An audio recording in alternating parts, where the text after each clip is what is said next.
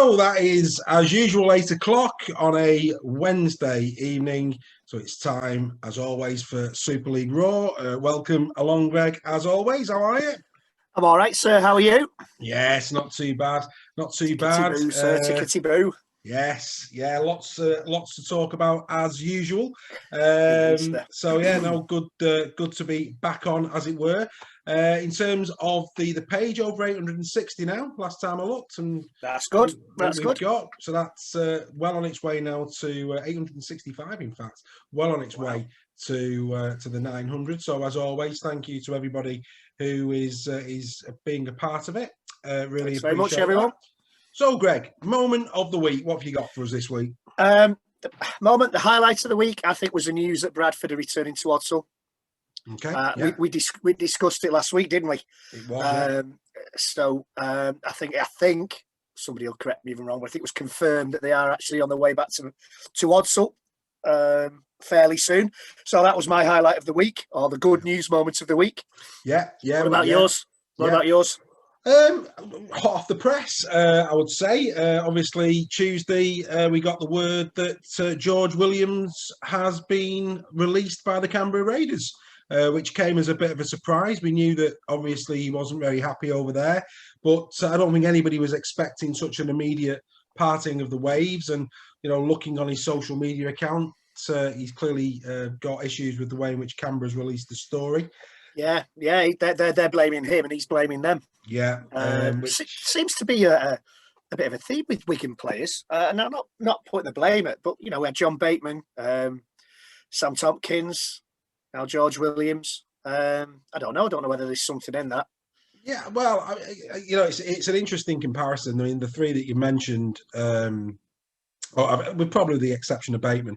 But I think that certainly in the Tompkins case and in the Williams case, the parting has been a bit abrupt. And I think, we spoke about retaining our best talent in this competition, our competition. And it's great that George Williams is coming back. But yeah, I think the NRL teams might look at it and go, is it a good idea? Yeah. So, I mean, that was meant as no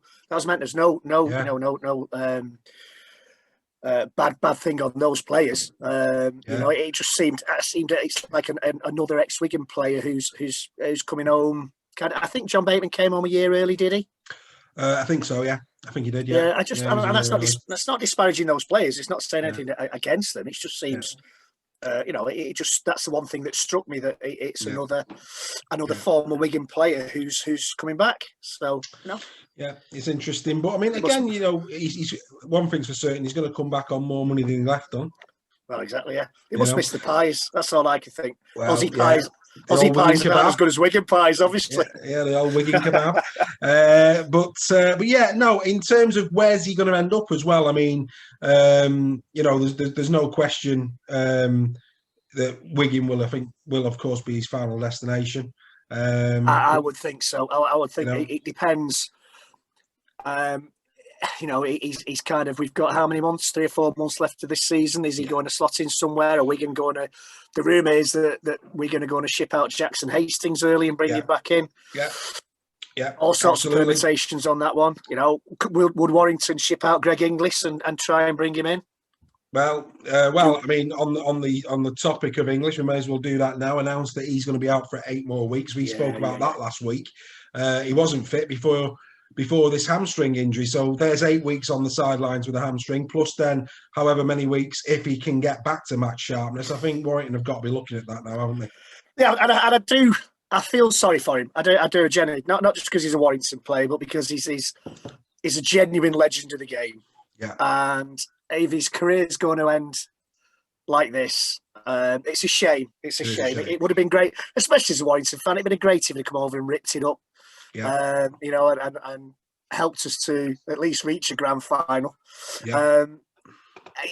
But yeah, I said last week, didn't I? Let's see what the extent of the injuries before we start considering should Warrington think about his future. But I think that has got to be a serious consideration now.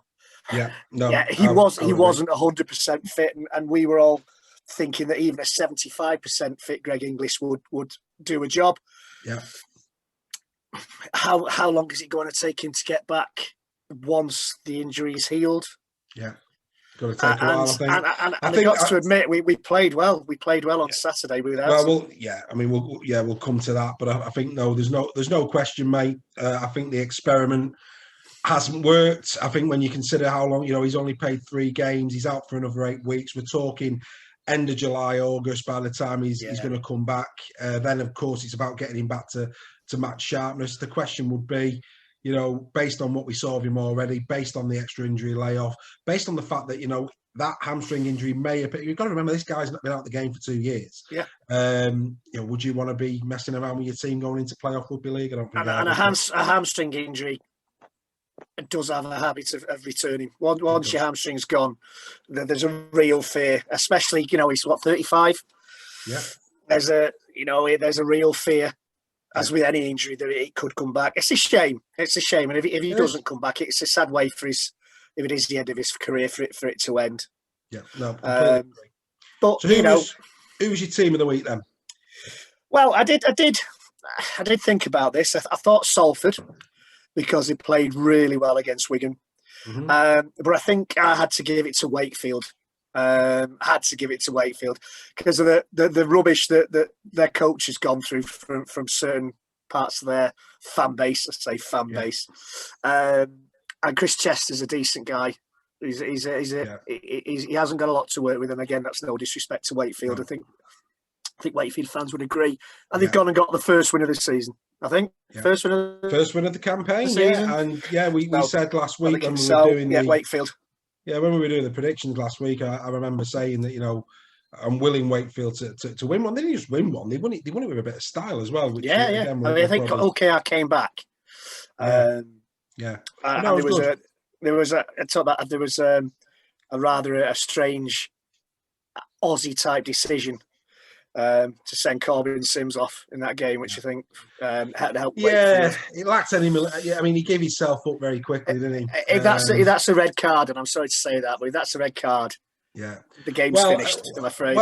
Well, again, again, in the spirit of letting the conversation flow, reports this week that Chris Chester at Wakefield has intimated that he fully expects the Rugby Football League to adopt the NRL's new laws around contract to the head when the laws committee reconvene in a few weeks. And my concern is your concern that that there was no maliciousness there. He's giving himself up straight away, purely accidental. The guy puts his hands up and apologises. He's reached out. He's hit him. I think he's hit him on the top of the head. Yeah, you're never going to eradicate it from the game. It's too fast. No, even in Australia this weekend, there has been at last a little bit of common sense. Not much, but a little bit has crept back in. The game on Sunday morning. There were a couple of headshots, and the referee said, "Let's calm it down. You know the new rules." I think Isaac Luke said on his Twitter this week that this head rule is killing the game in Australia, and that's a top star. Exactly that, and I think I think I watched 360, and somebody said on there that even with the new law. Yeah, even before the new law came into account, nobody practiced head-high tackles. No. Even less so now that there's a law in place. This is where common sense has got to come in. It's a fast-paced game, and in the same spirit that you want the best 13 on the pitch, you want an even contest. But when you're seeing 2-3 men in the sin bin at any one time, that's not good for the game. And it seems to be a lottery who gets a red and who gets a yellow, especially down under. It's And imagine what it'd be like over here. That's the thing. Anyway, we'll wait and see. But Chris Chester has come out and said that this week. My team of the week, you've gone Wakefield, so I'll go Catalan. I had Wakefield or Catalan written down. I had a feeling you might have gone Wakefield. Catalan, first team to be a rampant St. Helens this season, and played very, very well in that game. Obviously, now they go up against. We'll talk about it later. Wigan this Saturday, but really, really pleased. I mean, obviously, I backed Catalan. I had a feeling. It's mad, isn't it? We were saying this over the weekend. You get feelings. You had a feeling over Warrington. I did. Yeah. I had a feeling Catalan over Saints, and they played well. You know, I thought St Helens were, Catalan played well. Saints didn't look as fluent in attack. Having said that, though, I thought Saints were on the wrong end of a couple of dodgy decisions. Yeah. The try that McMeekin set up, his ball playing arm touched the floor. The tackle was complete, and he was allowed to stand up and I think pass the ball. I think for I don't know which try it was. That was one of the latter tries. I think it was second to last try. I think I'm not sure. That was later but the tackle was complete, and the referee waves play on. There were a couple of, I think they had a couple of tries disallowed. One definitely wasn't a try. Nakima had his foot on the line, although the Sky commentary team are convinced for some reason that he didn't and that it was a try. But I thought they were on the and this is me saying this about Saints. I thought they were on the wrong end of a couple of decisions there, Saints. In fairness, and we've always said we're fair. Yeah, they even themselves out. You'd like to probably even out against us in a few weeks. But it was interesting. I mean, really interesting. Seeing a couple of St Helens fans' comments, and the fickle nature of supporters. They've been rampant this season, playing some brilliant rugby league. They lose a game, and people start kicking off, and you're like, you what are you doing? I mean, you're not going to win every game in rugby league. We had this conversation week 1, week 2, when we had a comment to say, will Saints go through the season unbeaten? Not even the great Wigan team of the 80s, 90s went through a season unbeaten. It shows a lack of respect as well. Catalan are playing well. They've won 5 from 6. Yeah. They're playing good rugby league. Obviously that's discounting the Challenge Cup, of course, but in the league, 5 from, is it 5 from 6 or 6 from 7? It's 6 from 7, isn't it? No, we're on round 7, aren't we? Yeah, just round 7, apologies there. Yeah, sorry. Yeah, I think aren't we the only team to beat them? I think Warrington's the only team that beaten this season. Yeah, so I think that's been a little bit disrespectful to Catalan. They're having a great season, season up to now, and credit to McNamara as well. Catalan. I think they've been one of these teams, Catalans, over the years where any fan will say that's a tough game. But over the course of the season, they tend to be pretty inconsistent. They're often just outside the top 4, in and around maybe 6th or 5th. But actually, this season, for me, at this moment in time, they fully deserve the position that they're in the league. They're playing very, very well. On the day, they're a very good rugby league team. Completely agree. So let's give some credit. A couple of good halfbacks, a couple of good halfbacks. James Maloney had an absolutely fantastic game. He did. He's been hot and cold, Maloney. Yeah, but he played really, really well against Saints. No, absolutely dictated the game. And let's give credit where credit's due. Absolutely, couldn't agree with you more. Right, try of the week. What are you going for that one? Ooh, right. There was a few to pick from this week. I must admit, I was torn. I mean, this Harvey Levette's stagger to the line. He is playing well, Harvey Levette. He is. It's a shame Warrington didn't keep faith in him, to be honest. Playing well. His first try, I think, was the interception where he just about staggers over the line. Yeah. I thought the Liam Farrell one for Wigan after the break by Harry Smith was a great try. I mean, Harry Smith could quite easily have gone on his own, I think, but chose to pass. Yeah. Michael Lawrence was a great try. The last one, but I've got to go for Man of Steel elect. According to the commentator Darren Widdop, Gareth Widdop. Whether it's his first, second, or third try, I think his first try is my try of the week. Yes, I'm biased. Yes, he's my choice for Man of Steel, but it kind of had an effect on the game, his first try, because Castleford stood back and thought, "Oh, hang on, he's on fire today," and the way he just made the break and went through. There were great tries. Scored all weekend, I thought. A lot of long range. After last week, I said there was a lot of tries that were kind of scored within the 20, passing along the line or whatever. There's a lot of long range tries. Yeah. I like the Michael Lawrence one, but I think Gaz Widdop's first try for me. For you, just pips it to try. For you, for me. Good effort. Yeah. Well, we obviously put a few tries on our page at the moment. Josh Charlie's is getting the votes. Good finish. Good finish. Well, I think that was selected more for the sweeping nature of the move. Ratchford, very, very good setup for that try, to be fair to him. But yeah, he's leading at the moment. My vote on our platform and my vote for try of the week, Jake Wardle for Huddersfield. Really good try. Really good try from Huddersfield, that one. You know, so I've got that on my list. I've actually got that one on my list. Yeah, good try. So we like that one from Jake Wardle. So he gets my vote this week. Quote of the week. What have you got there? Right, I've got a bit of a controversial one here. Trawling through Facebook, as is my want, and social media to look for stuff to discuss on this show.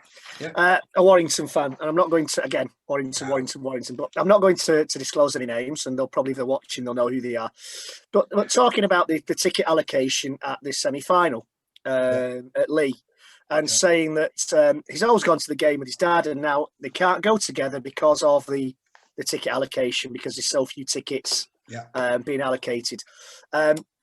But to cut to the chase, his quote is, "Everything about the organisation of the semi-final is farcical. The people at the top keep proving how completely inept they are at their jobs. Illogical, counterproductive decisions coming out of Red Hall week after week, whether it be the recent academy scandal, which is bizarre. The god-awful standard referee, and I'm not happy at that, but the baffling decisions of the disciplinary committee down to the way the game is marketed, where leagues behind the Aussies on every level." And I think a lot of people, a lot of rugby league fans will agree with that sentiment, and that's what worries me. Well, I'll tell you what was interesting. I actually posted the video for, I think it was Magic Weekend in NRL, the way the showmanship of it. Yeah, saw that. And I think I posted it on most of the fan pages, and a lead supporter who will also be named unnamed slagged us off, saying that, you know, we're always talking ours down and this, that, and the other. And I said, well, actually, if you look again, what we're saying is we should elevate ourselves. Not talking us down. We should elevate us to this level. This is how we should be marketing our sport. Exactly. You know, and this is what I mean. We've got to come away from this little mentality and actually go to really put it on a platform. Yeah, I picked that because my fear is that a lot of rugby league fans will be thinking the same thing. Yeah. And that's a bit of a negative one, but it's something that just stood out to me. And, you know, in a week where, you know, the Aussie game has come under fire a little bit, we could take a stand here and big our game up. And I think the RFL does need to take a look at itself and look at it. It's not, you know, it's not us. It's not me and you've got the small-minded mentality. I think it's the people at Red Hall. Yeah. The sponsorship deals, giving us a free sponsorship deal to Eddie Stobart in return for a couple of pictures on the side of a lorry. Yeah, exactly. Just scandalous. Yeah. Free pizzas from Papa John. That's not going to pay for the grand final at Old Trafford. No. Free pizzas is not going to pay. What it actually shows is that and it's the same with the Sky deal, is that actually other corporations have got a much stronger negotiation style than the Rugby Football League. It's as simple as that. You know, and we need to change it. And it's funny actually, because we'll probably we'll stick on the Rugby Football League because you've just mentioned it. My quote of the week, and I posted this one, went to John Bateman, who tweeted when the academy's decision came out. He tweeted, "To all the young kids out there thinking your dreams are over with the news of your academy not being accepted, it is not. Keep doing what you're doing and work even harder. The Rugby Football League have clearly made a decision based on something that needs to be explained in more detail." So a little bit of, you know, I liked it. It was balanced. He was telling the kids around, you know, Yorkshire, etc., you know, keep your chins up, keep going. But equally, there was a little bit of a niggle there, little slide, at the Rugby Football League. So actually, based on that, let's take a look at it. So we'll just quickly have a quick butchers at it. So this was the academy leasing 2022 to 2027, and what the Rugby Football League said is that 8 clubs from the Betfred Super League and 2 from the Betfred Championship have been awarded elite academy licenses for that period, having demonstrated that they achieved the elite standards required by the process. And this was the rationale: to ensure that academies are operated sensitively and proportionately to the continuing good health of the community game. I think in the heartlands of rugby league, every team, whether you're Featherstone, whether you're Whitehaven, whether you're Warrington, whether you're Saints, whether you're Castleford, wherever you are, I think what they do in their local communities. I mean, we talked about Salford last week, and we know that the Salford Foundation does phenomenal work in their local community. So as far as I was concerned, number one's a nonsense, because show me a rugby league team that doesn't have a positive effect on their community.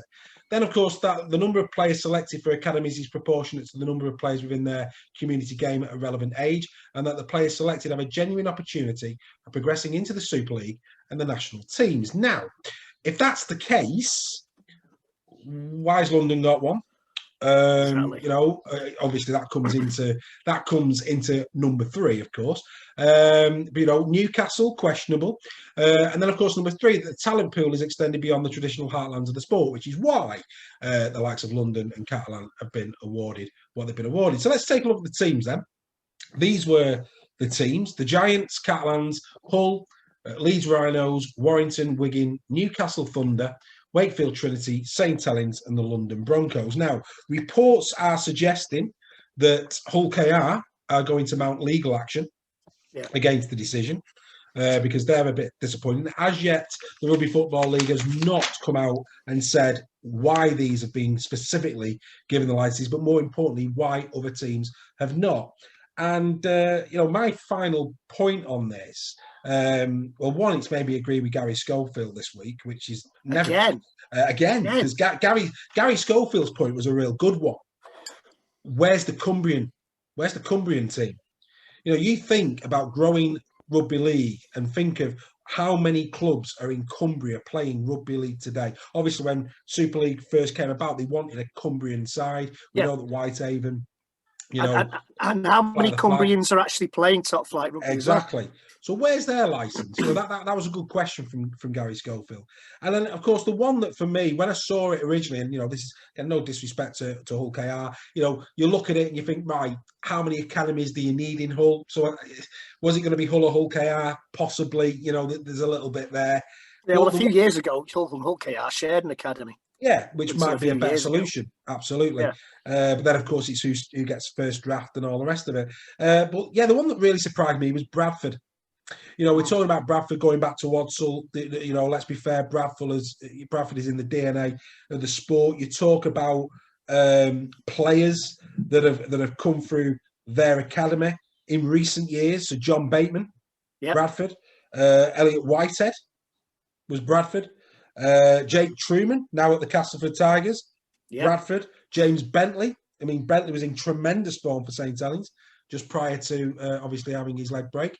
Bradford. Yep. So not only have Bradford, got a lot of players in the past that they've nurtured through, but actually in today's modern game, Bradford have nurtured some exceptional talent into the game, and I think Bradford as well will be extremely disappointed that they haven't been given a license. Yeah, and I think Bradford and a lot of other teams, there's a lack of Yorkshire teams in there. Yeah, teams like Halifax, Featherstone, great old names of the sport.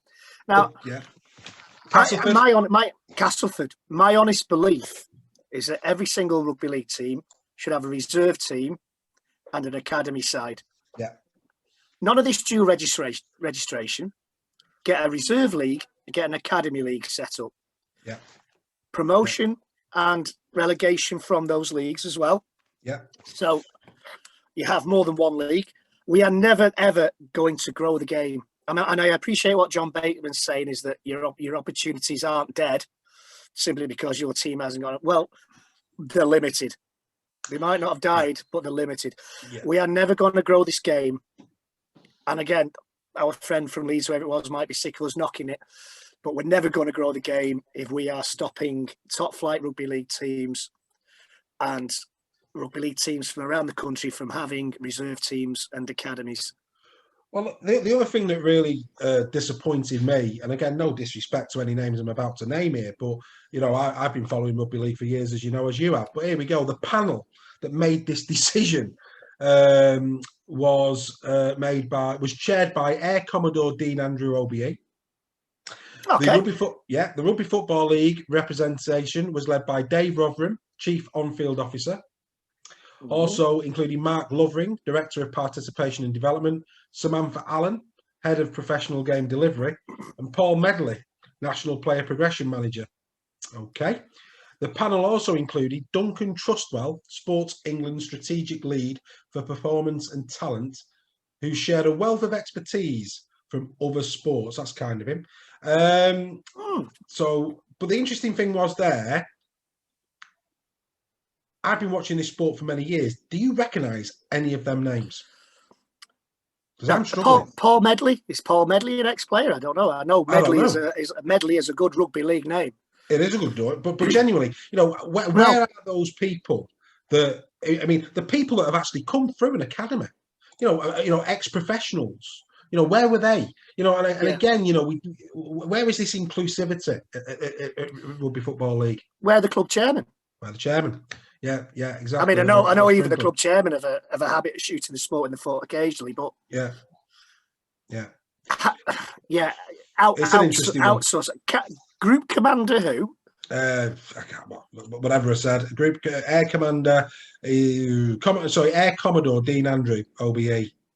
Right. And this is, don't get me wrong. I think just by his title, absolute respect is due for his profession. But how much does he know about rugby league? And should he be dictating this sport by being on that panel? I'd rather get the feeling that he's a friend of our the sport that's a close relation of ours with a title and a like that.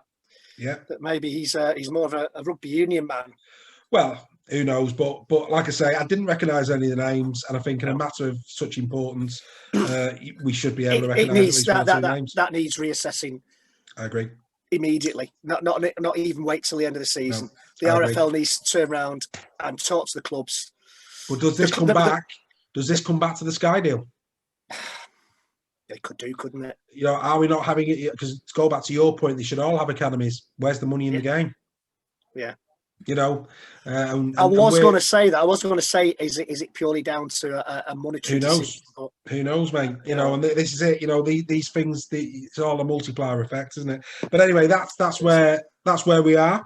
Right. Other quick gossip, and I picked up this from you at the weekend, you were, and I saw it covered in the NRL very, very well. Bob Fulton, Greg. Yeah. Warrington born, I believe. A legend of the game, and a fantastic tribute to him on Sunday. But during the game that was on Sunday morning, he's an absolute legend of the game. I read a comment by Bobby Goulding who said that Bobby Fulton had tried to sign him a couple of times. Saying what an absolute gent he was. Really intelligent, really knew about the game. A great loss to the sport. I'm afraid good links with Warrington as well.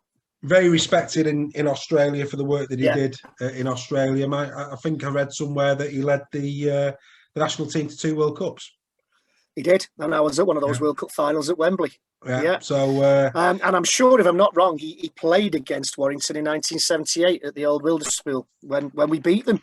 So that's Alan Gwilliam, who scored the winning try, left us a few weeks ago, and now Bobby Fulton. Yeah. Who I'm sure somebody will correct me if I'm wrong on that one, but I'm sure he was Aussie captain that night. Yeah. No, so sure he was.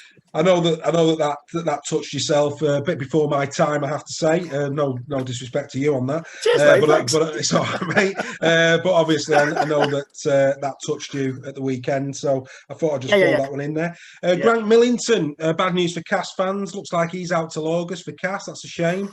Yeah. That said, Cass, I think they've got some good heavyweights still in the pack, but I mean, he's a big loss for him, isn't he? Yeah, he's a good player, Grant Millington. Fair play to Cass on Saturday. They had a fair few players missing. Yeah, he's going to be a big loss. They've got a big pack, but he's a big loss. Yeah, no, completely agree with that. And then finally, good news maybe for some St Helens fans out there. Kristen Wolf's as well being quoted as saying that it is his intention that Theo Farge stays at St Helens, which I think all of us are a little bit scratching our heads on that one. The way he's playing, I just don't understand why that. But again, Toby King's the same for Warrington, and there'll be others up and down the country in terms of some of these players that are being linked with moves away, why aren't they already signed up? So it could very well, as we were saying about the academy decision, it could be very, very well be down to finances. Well, I know a few are sailing close to it. I mean, some it's the salary cap piece, isn't it? And it's a lot's going to be. It's like the Wigan thing with George Williams. I mean, I would expect that whatever George Williams wants from Wigan will be more than what Jackson Hastings is on. But of course, Oliver Gildart is moving as well, so that frees up a bit of cap for them. So we'll just have to wait and see. Has it been confirmed that Bullock is coming to Warrington as well? Has that been confirmed? I think that's still rumoured. I've not seen any official. I've not seen any official announcement to say that Bullock is signing, but obviously that's a very, very strong rumour. Yeah, you mentioned that last week. I seem to remember. Round number 7. Let's have a quick chat about round 7. We'll start off the conversation with where are we going to start? Let's start with Catalan Saints. 20 points to 16, 8-2 at half time. Catalan really good in that game. Yeah. You mentioned McMeekin. I thought McMeekin again. His pass to Ware was a thing of beauty, an absolute thing of beauty. He's found. I mean, I was surprised when he left Castleford, but I think he stepped up a gear. He was good. Well. He was good for Castleford, but he's at this moment in time he's playing out of his skin from what I've seen him in for Catalan, and obviously their style of play suits him. Yeah, he's superb, absolutely superb at Meekin. He's playing some really good rugby league. Is Meekin got a lot of time for him at the moment, and you also mentioned Maloney. Maloney had a great game as well, didn't he? Yeah. Again, that's probably the best game I've seen from him for quite some time. Him and Drinkwater's got a good little thing going on at the moment, haven't they? The telepathy's there, isn't it? I think they're probably getting to understand one another. I was impressed with James Maloney. I thought it was probably the best game I've seen him. We don't get to see a lot of Catalans, but it's certainly the best I've seen him play for a while. James Maloney, played well. Yeah, as I said earlier on, Saints can feel themselves a little bit lucky at a few decisions that could have gone either way. In that game, which it was a close finish. It could have turned the game actually if those decisions had gone the other way. Yeah, good for the league though. Good for the league, and we'll get to Catalan's next game a bit later against Wigan. But don't be surprised if they go again there. Right, oh dear me. Lee Centurion 6, Huddersfield Giants 44. You've got a feel for Lee, haven't you? But yeah, again, got off to a scoring start. They led, didn't they? Right. Yeah, sorry, mate, I'm doing you. But they led, didn't they? It's me that's normally you, isn't it? But yeah, again, came out the traps well, got an early lead through Tierney. But then after that, it was... again, credit to Huddersfield. Credit to Huddersfield. That's their third win now on the bounce, which is good to see if you're a Huddersfield fan. I think we had the conversation last Wednesday that if they played like they played in that first half against Warrington, that Lee would be in trouble. And it looks, from what I've seen of the game from the highlights, it looks like they started up where they left off against Warrington in that first half. Yeah, and very good. I did tip them as my dark horses at the start of the season, so I'm quite glad that they've hit some form. It looks like Ian Watson's finally the penny's dropped. The process is working. Yeah, the penny's dropped. The process is working. No, I agree. We said, didn't we? They give him time. They've given him time, and fair play to him. They picked up 3 victories. They're doing very, very well indeed. And some of the tries, Greg, some of the tries. I mentioned the Jake Ward one. Really pleased for Lawrence. I thought I was really pleased to see him go over. And Latelli as well. Really good game from Latelli. He played well the week before, but played very well against Lee. He froze on me there, sir. Did I just say he played very well, Latelli. Very well. Right. Okay. We then move on to, I think you said it actually in the predictions. You didn't see it being a runaway. You were right on that score. I think you actually got 5 points for this one, the Wigan game. 17, Wigan Did I? 17. I think you did. I think you went 0-8. We'll have a look in a minute. But yeah, Wigan 17, Salford 16. Really, really good arm wrestle, that, wasn't it? Yeah, and unfortunate again that Salford just missed out. Yeah. I think, if I'm not mistaken, there were some Wigan fans in there as well, because there's some Warrington fans this weekend, or Thursday night, sorry. There's 400 tickets available to Warrington fans. Yeah. And judging by the reaction to the drop goal, I think there were some Wigan fans in there on whatever night it was, Thursday night, Friday night. Yeah. Going back to the game itself, I mean, Salford could and quite possibly should have won that game. Yeah. But for the little kick through by Deck Pattern that Harry Smith scooped up and led to that try from Farrell. Yeah. That's the margin these days. If that had gone the other way, who knows? No, it bounced a different way. It's a shame, it but is a shame. I'm sure they'll grow from that. Yeah, yeah, I just had one of those little. I thought Wigan would win, but I didn't think it would be quite as easy as a lot of people might have predicted on that one. No. Like I say, great shout, an absolute great shout. We then come on to Wakefield Trinity taking on Hulkingston Rovers. All have had a good, they've been thereabouts in virtually all of the games. I think we all went Wakefield in that. In the predictions. But 28 points to 12. Really pleased for Chris Chester. Yeah, and Wakefield's first half performance was superb. Yeah. They bossed the first half. You've got to take your hat off to Chris Chester. He's come through some flack. He's come out. Hopefully, he's out the other side now, and they'll win a few more games. Absolutely. A shameless plug for the Super League YouTube channel. A great place to go on the day of the games to see 4 to 5 minutes of highlights of every game of Super League. So a little bit of a plug. So hopefully they don't mind me using their platform just for a moment. Having been in our team of the week last week, taxi for Mr. Kenny Dowell. What is he doing here? Oh dear. What is that? Absolutely shocking effort. I mean, it's that bad we've got to go and watch it again, haven't we? Kenny, what are you doing? Oh, Kenny. Unbelievable. If that had been at Craven Park, he'd have been absolutely lynched. Deary me. So from team of the week to an absolute shocker for Sean there. Watch it to see what actually happens on that one. It's just like, what's going on? Have you really done that? Oh dear, Sean. No. But no, absolutely delighted for Chris Chester and everybody associated with Wakefield Trinity. Brilliant performance, 28 points to 12. Well done, everybody. Great to see you getting some points. Warrington 38, Castleford 14. Great win this one for Warrington. I didn't see it. I back Castleford. That's how I was seeing Warrington going into it. But yeah, again, Warrington, if they play the game, they can do this to teams. And there was some special performances, wasn't there? Some great performances. Got to say again. No. Just seemed to click. On Saturday. That's the best the pair of them I think have actually played. Like we were saying about Drinkwater and Maloney, there seemed to be a telepathy there on Saturday. That they just seemed to know what each other was going to do. Toby King again, get him signed. Give him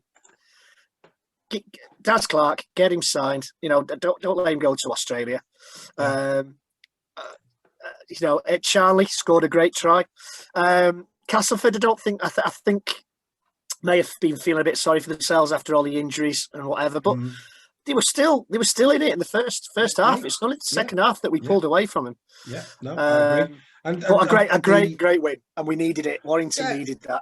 They did. Truman's try was a good one. Jordan Turner again having a great season. Jordan Turner, deputising very, very well for Greg Eden. Yeah, he's doing very well. Actually, apologies to Huddersfield fans. Jermaine McGilvery in the game against Lee. He scored his 173rd Super League try, which now puts him equal 7th in the all-time try-scoring charts with Leon Price. So well done to Jermaine McGilvery. I forgot to mention that. But yeah, great win for Warrington. Well done to Warrington. Right, okay. We then go to what was the final game of the weekend, which was Leeds Rhinos against Hull FC. Again, have I mentioned already? Super League YouTube channel, fantastic for highlights. A shameless plug for them. Hopefully they don't mind us using this. Greg, I thought I was at the pool, watching the diving. This is a fantastic roll and tuck by Mr. Briscoe. Can somebody please explain to me what is Tom Briscoe doing here? I mean, put it down, man. What are you doing there? Yeah, absolutely. I mean, credit to Chimavari there, because it just goes to show the importance of playing on. Of course, then we got a bit of handbags, as you've seen. But let's just go marveling it yet again. Here we go. Here it comes. Roll one, put it down. Now just roll again. I mean, I'm sorry, but you absolutely deserve to be held up there. What on earth was he doing? Somebody help me. Answers on a postcard. What was he doing? I don't know. Did he? I don't know whether he knew the defender was there. I'm just not sure on that one. Bizarre. That actually, I think that kicked off that fight because I think Luke Gale punched Connor while he was on the floor. Right. And I think I might again, and somebody might correct me and tell me I'm wrong, but there's a certain angle where you see, I think it's Luke Gale punches Connor while he's laying on the floor, and that's why. What's his name? The Hull number 11 used to play for us. Oh, Savelio, yeah. Savelio, yeah. Having a senior moment there. Yeah. That's why Savelio went absolutely wild. Yeah. And there were a few saying that Luke Gale should have been sin-binned for I think it was a professional foul as well. Right. And he managed to get away with it. But yeah, that's I mean, Hull, wow.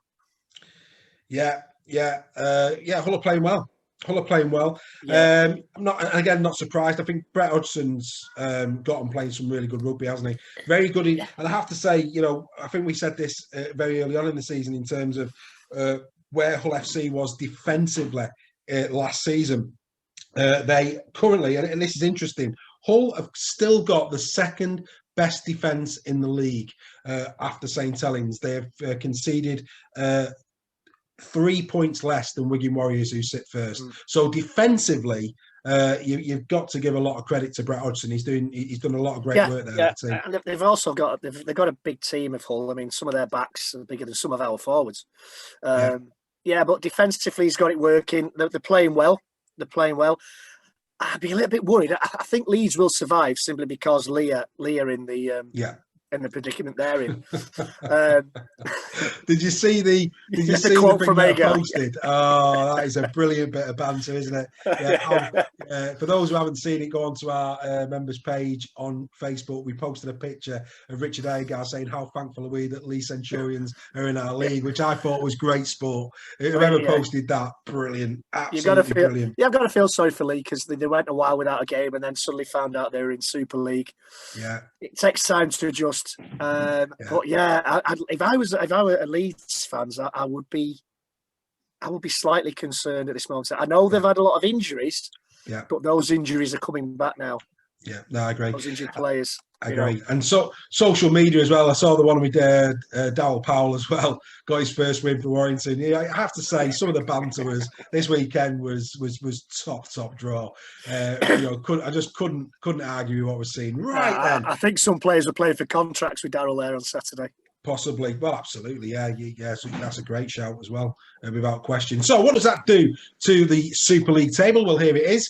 Wigan Warriors, of course, now the only team in Super League with a 100% record of 7 from 7. Then, of course, it's St Helens, still only conceded 54. That's phenomenal after 7 rounds, I have to say. Yeah. Catalan, Warrington now up to 4th. Hull FC, Castleford just behind. Look at Huddersfield. An absolute renaissance from them. Now just overtaking Hull KR. And then, of course, we get into the teams that have got a few problems underneath. I think I'm right in thinking that Salford have I've picked up 2 points. I don't know what's happened there. So apologies to Salford fans. You have got 2 points. Yeah, they have. Everything else is right by your points. So apologies on that. But yeah, Salford and Wakefield 2 and 2, and of course Lee at the bottom. So yeah, well done to Wigan. They keep marching on. In terms of top try scorers, well, of course, Regan Grace got another one for St Helens. That now takes him up to 7. Toby King with a brace. King 9 from 9 games in this season, including the Challenge Cup. Some form that Toby King is in, of course. Yes. Jordan Turner, of course, back on the score sheet with a brace himself, puts him now up the table. Gareth Widdop's hat-trick, banging him up there as well from the weekend. But Jake Bibby continues to lead the top try scorers. We go into top try assists, and Sam Tompkins still remains there at 9, but he's now joined by Jake Connor, having set up 2 of the tries for Hull FC last week. Then, of course, we've got Johnny Lomax, Drinkwater, Eccles, and Hastings all on 8, and Stefan Ratchford's 3 assists at the weekend now puts him in the frame as well. So good effort there. Johnny Lomax also picked up an additional assist this week, so he went from 7 to 8 and climbed the table as well. So they're the top assisters at this moment in time. Top meters, no major changes here. Zach Hardaker remains out in front. Incredible statistics. It's pretty much as you were from last week. However, we'll give a couple of quick shout outs. Last week, this one's a good one. Michael Lawrence of the Huddersfield Giants got the top meters, 184 by a prop forward. You've got to say well done to Michael Lawrence for that. And I think when you consider that the second highest was Josh Charnley, a winger at 178, big credit to Michael Lawrence there. That's a great effort in round number 7 from the Huddersfield man.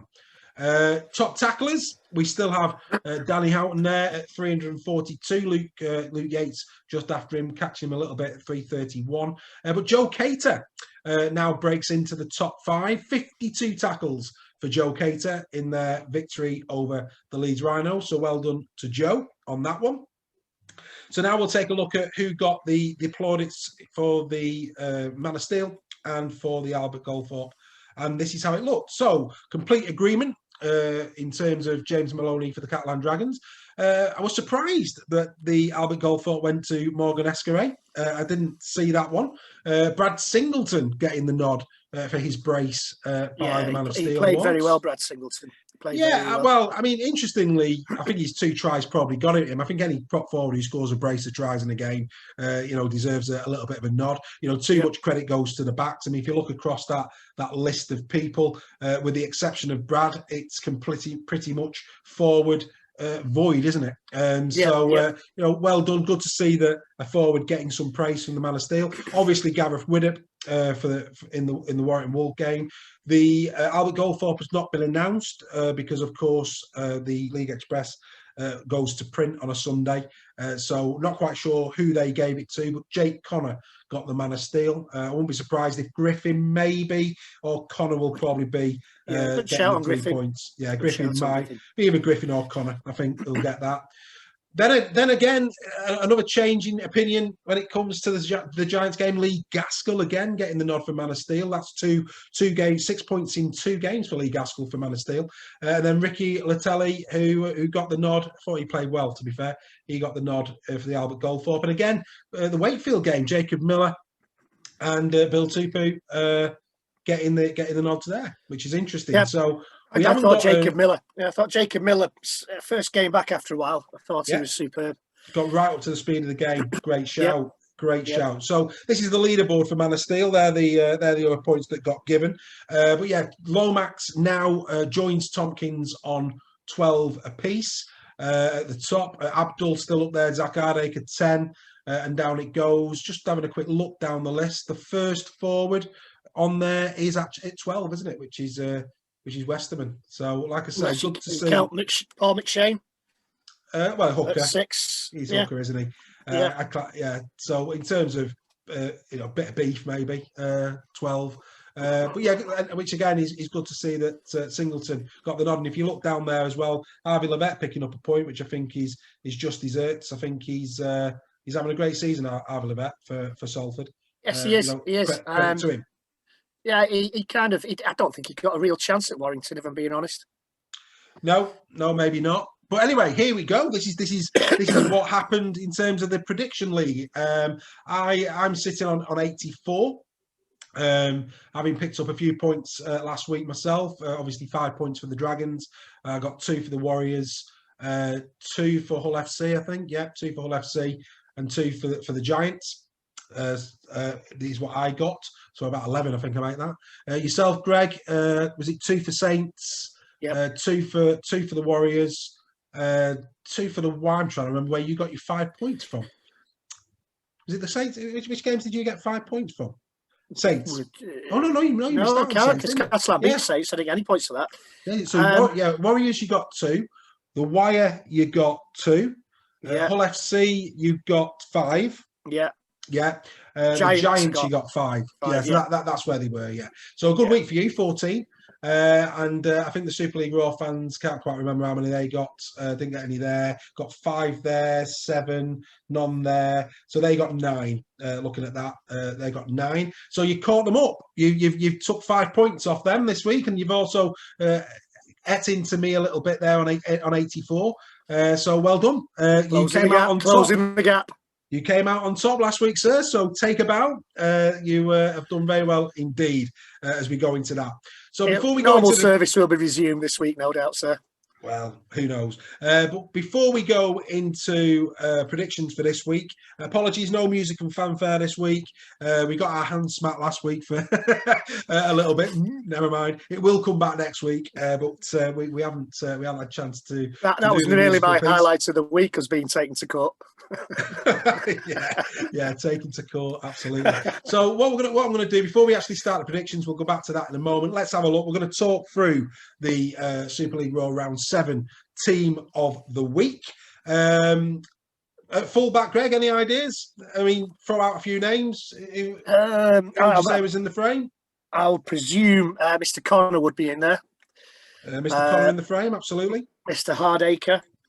Mr. Hardacre. I think he didn't play fullback, did he? Oh no, he didn't. No. French. Yeah, sorry. Yeah. Mr. Ratchford. Yeah. Go on, surprise me. Okay. Well, you've mentioned some players there. Jake Connor absolutely deserves a mention. 2 assists for him at the weekend. Played particularly well. Adam Quinlan of Hull KR, a try and an assist for Adam Quinlan. But we have given it to Stefan Ratchford, who 3 assists, 3 tackle busts, 2 offloads, 5 goals in that game as well. Stefan Ratchford having a decent season for the Wire, 7 assists for the season. That took him to playing good rugby. He's always consistent, isn't he? Stefan Ratchford. He is. And when you consider he's been messed about a little bit this season, he's played at 6, at 3, and at 1, and he's managed to keep his consistency. I think he's doing it. He's having a solid season, I would say. As usual. Right. We don't normally do this. We don't normally talk through it. Bit different. They always say, don't they, variety is the spice of life. Or was it a Spice Girl? I can't remember. Anyway, but moving steady. Moving on, swiftly on. We'll be in court again if you carry on like that. That's showing my age. Anyway, but not to worry. Right, we go to right wing. Who you going with on the right wing? Oh, God, blimey, it could be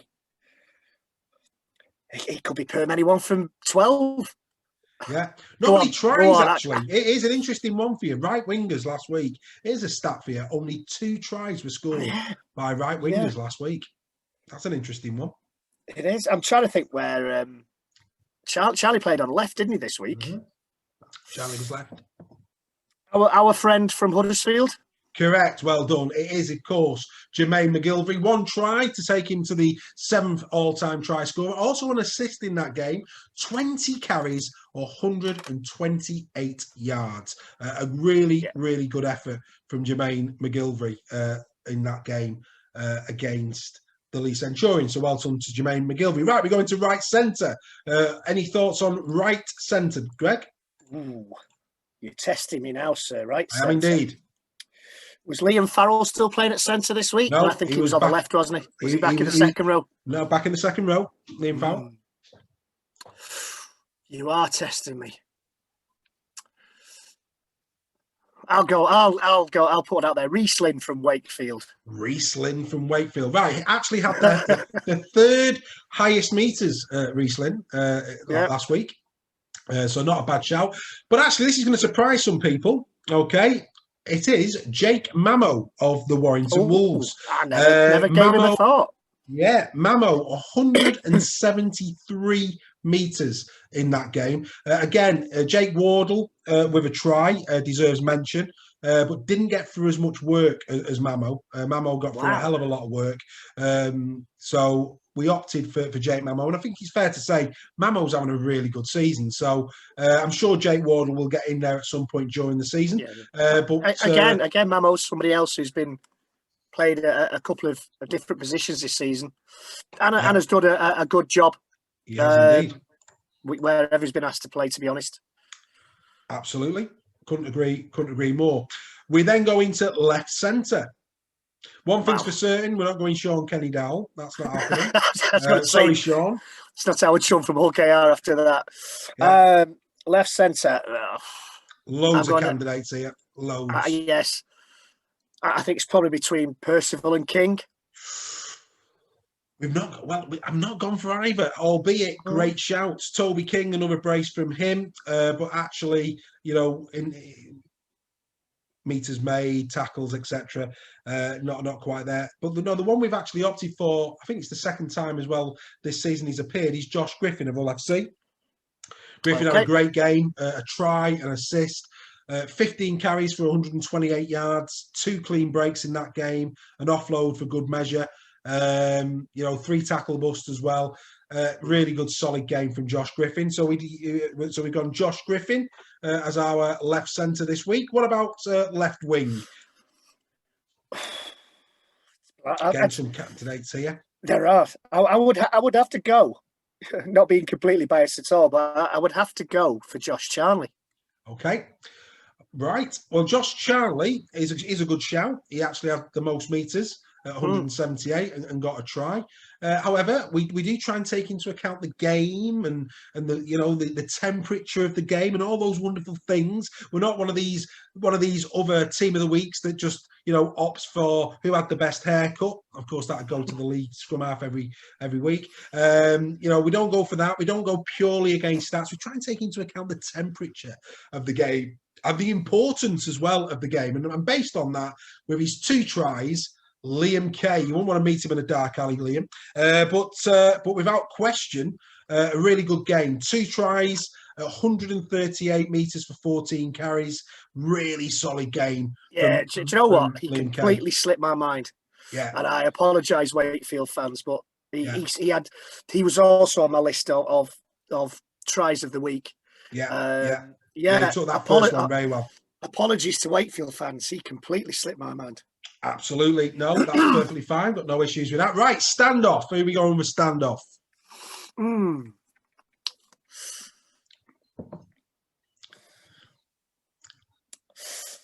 Oh, this is a tricky one because there's a few. There's Theo Farge. There's... Yeah. It depends where you go. Are you going to have Mr. Widdop at standoff or scrum half? No, Widdop was scrum half. Widdop was scrum half, okay. Yeah. Austin was standoff. Blake Austin played well. I'm going to go Farge, but you're probably going to go for... Not a bad shout. But again, temperature of the game, we've gone Jackson Hastings this week. Right. 22 tackles. Actually, even though he didn't get any assists, if you watch the game, he was pivotal in most of the good things that Wigan did in that game in an attacking sense. And of course, he slotted over the all-important drop goal that gave him the victory. But big shout outs to James Maloney, who I have to say came very close to getting my nod on that. But yeah, Jackson Hastings gets standoff. Scrum half, Greg, go on, have your moment in the sun. I would go for Man of Steel elect Darren Widdop. Yes, indeed. Indeed, Mr. Widdop with 3 tries, 9 tackle busts, 2 clean breaks, a 40-20 in the game, and a 10 attacking kick. I think nobody could really argue. Gareth Widdop's second appearance in 7 weeks in Team of the Week. I take the mickey out you quite a lot over him, but I have to say, this weekend, it was Man of Steel-esque. If he carries on in that form for the rest of the season, you may just be right. Right, in terms of props then, let's take a look. We'll do both props at the same time. 8 and well, actually, we'll do 8 because we've done it in the order of hook and neck. So who are we going at number 8? Well, I was going to go with, I'll give you both my props, Singleton and Busquets. Okay, so the number 8, we have opted for Brad Singleton. 2 tries from a prop cannot go unnoticed. So well done to Brad Singleton. 9 carries, not many meters, but again, good tackle busting going on in there. But 2 tries from a prop. Good luck to the lad. Fully deserved. Hooker. Who are we going at hooker? I'm going to go Matt Parcell. Actually, one of his least effective weeks, my friend. One of the least. No, that surprises me. Surprises me. Yeah, one of his least effective weekends. Don't get me wrong. Still put some meters in and put in some tackles. He got 32 tackles. Our recipient got 39 tackles. So he out-tackled him. But yeah, Parcell, no. We've actually gone for this one, back to the Warrington Wolves and Darryl Clark. 1 try, 39 tackles, 5 busts, 7 dummy runs and 1 offload. A great performance from Daz Clark. I was going to say Daz Clark, but I didn't want to appear biased. So. Yeah, no. Well, he never stopped you before, sir. Never stopped you. I know, but I'm getting some fun. I've got my Man of Steel elect in there, so I can't get too carried away. Right. Remind me, who was your other prop forward? It was Busquets, wasn't it? Busquets had a decent game, but not as good a game as this man, Michael Lawrence of Huddersfield Giants. Yes, he got his try, but he also made the most meters in round number 7. 184 meters from 18 carries, an average of 10 a carry just over. A really solid quality performance from Michael Lawrence. So well done to Michael Lawrence. Absolutely deserving of his place. Second row. What are you going with here? Left second row. Left second row first. What are you going left second row? I was going to say as well as my second row was McMeekin. Right, as one of them. Yeah, he plays on the right. What about the left? And Liam Farrell. Liam Farrell also played on the right. Did he? The one that we're going to opt for here is actually Benjamin Julien of the Catalan Dragons. A fine game from Julien. Obviously, a very important try against Saints. 39 tackles, 89 metres, 1 line break. And he is joined in the second row by his teammate, Mike McMeekin, who had a sensational game as well. Again, you look at the tries that Catalan scored. McMeekin was all over them. And, he made some... What he did very, very well. McMeekin, for me... he's having a great season. He had to be in there, didn't he? He had to be in there. He had to be. He was superb. And finally, loose forward. Who's getting loose forward this week? This is a difficult one. For loose forward. Who am I going to go with?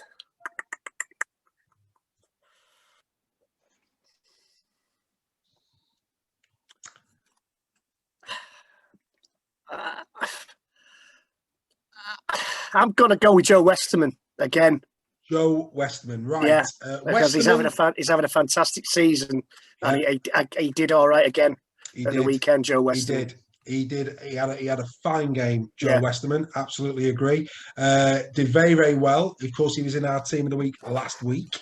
But we've decided close second. He was very much in contention, but we've opted for Joe Cater of Hull FC. Fair play, fair enough. 52 tackles last week, the most. 11 marker tackles, 10 carries with 82 metres and 2 tackle busts. So Joe Cater got that. So, ladies and gentlemen, there it is in its finery, the round 7 Super League team of the week. And I'm just counting up there. 1, 2, 3, 4, 5, 6 teams. 6 teams represented in this week's team of the week. So well done. One and all is what I would say to each and every one of them. Right, so a few surprises in there. Yeah, but again, it just goes to show that we are, unbiased. We don't just go for the big names. We take everything into account this is where that temperature bit comes into it. I mean, like Liam Kay, you know, look at what Wakefield have done. He scored 2 tries, massive game for Wakefield. Took them both very, very well. Had an all-round decent game on the left-hand side. Credit to the lad. You know, absolutely deserved. I can't argue. Outstanding. With that. Right. I'm just sorry, I forgot about him. Well, I'm sure he will forgive you, sir. I hope so. He's a big lad. Here we go. Let's just obviously we like this particular graphic. It's the last 5 games. You get a feeling of how teams are actually doing. Our fan this week is Eric Thomas of Wakefield Trinity. Thank you, Eric, for giving us your predictions. Thank you very much indeed. And I'll be sharing those as we go through it. I'm going to need a pen so that I can write down Greg's tips, which I will find in due course.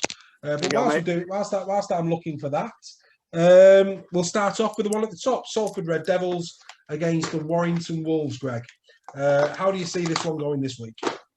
If Ian Watson was still in charge of Salford, I'd be very worried. Yeah. And I'm sorry, Salford fans. I'm going to have to go with Warrington for this. Okay. I know Salford played very well against Wigan and could and maybe should have won it, as I've said. But I think Warrington are going to win this 9-17. I've got exactly the same on that one. However, Eric actually believes Warrington will do it by 18 plus. So I hope he's right. He's got Warrington by 18 plus. Castleford against Leeds. Obviously, Cass off the back now of 2 defeats. One, of course, to KR, one to Warrington. Taking on Leeds, who, of course, have only beat Wakefield this year.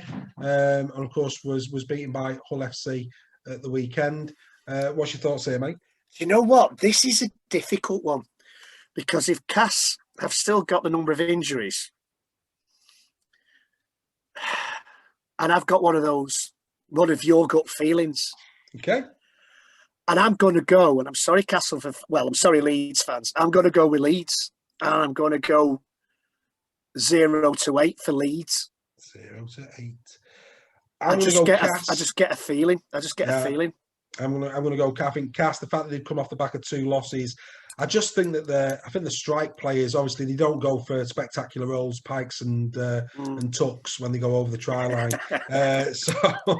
So I'm gonna go Castleford, but like you, I think it will be tight. So I'm gonna go Cass 0-8. You've gone 0-8 to Leeds, and our Wakefield Trinity fan has gone 9-17 Cass. So again, all of us a little bit different there. We then come to St Helens, having lost against Catalan, coming up against this very stern test in Hull FC.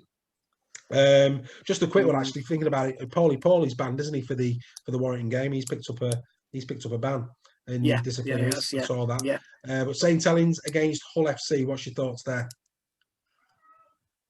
I think this is going to go one of 2 ways. I think a narrow victory for Hull or Saints by quite a lot, because Hull have got a great defence, as we've said. Yeah. But Saints will be hurting after that defeat last week. Yeah.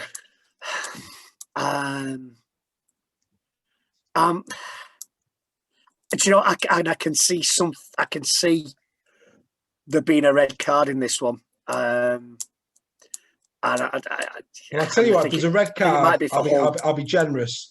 Because we've not had that. If there's a red card, I'll give you a bonus point. I'll just make a note of that. But I could very well see a red card in this game.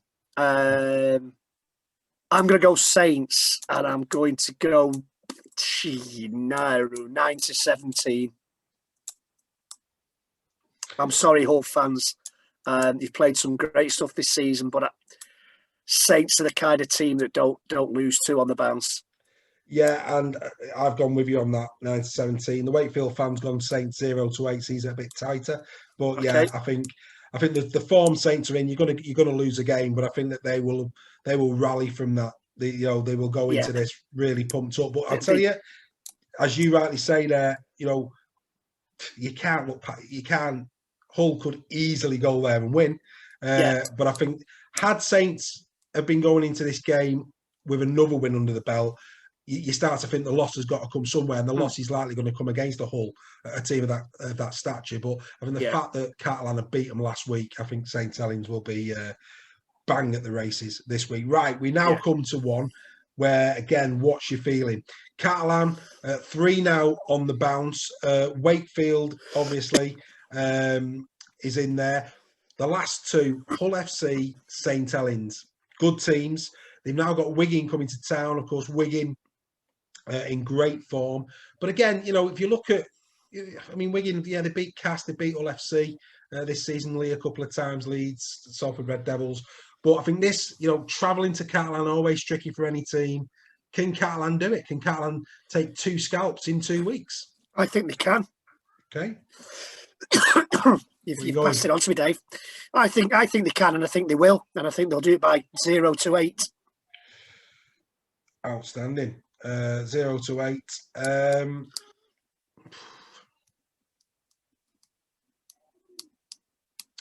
Really tight one, this. Real tight one. Do you know what? Just for flavour reasons, I'm going to go Catalan 0-8. The Wakefield fan has gone with you, Catalan. Sorry, he's gone with me, Catalan 0-8. So I said Catalan 0-8. Sorry, I'll go Wigan. Sorry, Wigan 0-8. My apologies. All right, Dave. Sorry, I'm going Wigan 0-8. Okay. The Wakefield fan has gone with you, Catalan 0-8. I don't see there being much in that, so I'll go Wigan in the spirit spirit of sport. We then go to Hull KR. Lost last week. That'll sting a little bit, but they're coming up against the Lee Centurions. Our Wakefield fan has said Hull KR by 9-17. Where are you going? I agree. You're going 9-17. Yeah. Hull KR 9-17. Yeah. No. And do you know what? I hate to be boring, but I'm going with you as well. I just cannot. Got to feel for Lee. But anyway, you've got a head and heart job. I just can't see Hull, especially if it was at Lee, I might have took a gamble, but it's not. It's at Hull, so I'm going to go with Hull. Right, we now come to another interesting one. Wakefield, been good all season.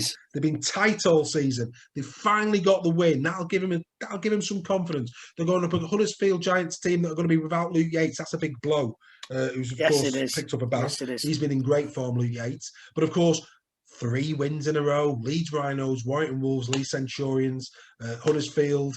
You know, can they make it 4 from 4, or will Wakefield back it up? Where are you going? If Huddersfield play like they did against us and like they did against at the weekend, is it Lee? Yeah. I'm going to go Huddersfield, and I'm going to go 9-17 Huddersfield. 9-17 Huddersfield. Yeah. Do you know what? Just for sport, Wakefield 0-8. Just for sport. No other reason. Just a bit of sport. Why not? Let's give a bit of love to our friends. Eric has said Wakefield, surprisingly, as a Wakefield fan. That's a surprise, yeah. 9-17. So you've gone 9-17 to Huddersfield, 9-17 Wakefield, the Wakefield fan. I'm going to go Wakefield in a tighter one, 0-8, and that's okay. We'll see how we go next week when we look at that. In terms of obviously games on Sky, Warrington on Thursday night take on the Salford Red Devils. On Friday, St Helens take on Hull FC, and on Saturday, Catalan's game against Wigan is on the telly. So 3 Super League games to look forward to this week.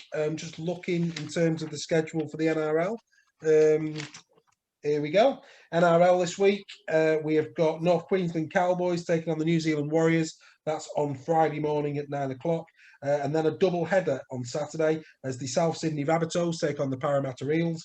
That'll be a great game in the morning. And that's followed by the Sydney Roosters and the George Williams-less Canberra Raiders. That'll be another good game. That's a double header there. So yeah, the Souths again. They've had two big defeats of late. That was incredible. That was an incredible game. Yeah, 2 big defeats. I didn't see that coming. But Penrith are looking absolutely unstoppable this season. They're playing very, very well indeed. But like we always say, when it gets down to playoff rugby league, anything can happen. But at the moment, I think in terms of minor premiers, Penrith are going to take some stopping to Yeah. the minor Premiership. So, Greg, as always, an hour and 20, a bit longer because we actually walked our way through the Team of the Week this week, but we had a bit of fun doing that. You're testing me on that Team of the Week, sir. Yeah, bit of sport. To be fair, Greg, you did well. Did very, very well, sir. Did very, very Surprised well. myself. Absolutely. So enjoy your rugby league. Obviously, tomorrow night is Salford against Warrington. Thursday night, of course. Enjoy the game there. We will see you at 8:00 next Wednesday when we take a look at round number 8 and look forward to what will, of course, be Challenge Cup semi-final weekend. But I'm sure you'd agree, Greg. Enjoy your rugby league, everybody, and we will see you again in a week's time. See you soon, guys.